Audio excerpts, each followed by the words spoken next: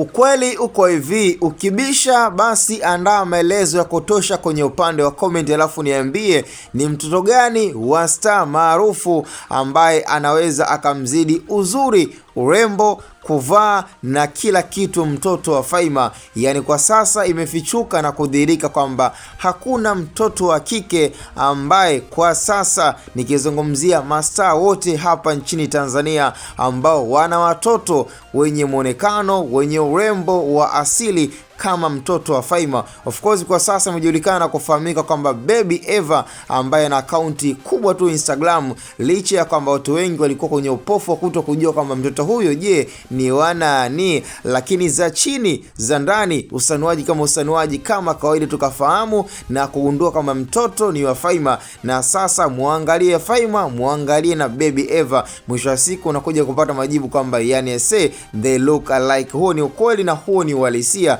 Sasa twende kwenye fakti.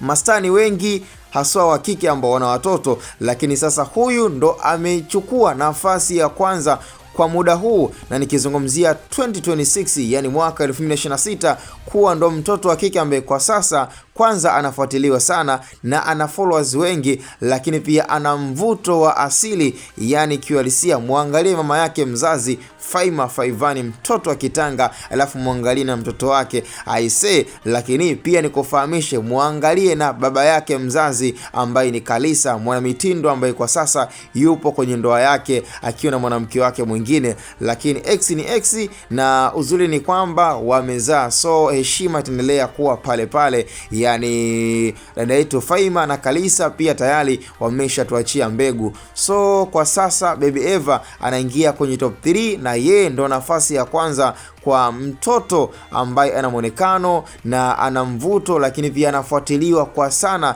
hivi sasa katika wale watoto ambao wanafuatiliwa na orodha ya watoto mastaa ambao tayari wapo kwenye periodic numbers za kufuatiliwa na kupendwa hapa nchini Tanzania na nje ya Tanzania. Ukimwangalia Aise, yani kama tunavuta miaka 7, 8, 9, 10, 10 na ngapi, yani kama ni tunda basi linakaribia kuiva. Yani ukisikia mke basi ndo mke mtarajiwa ndo huyo hapa.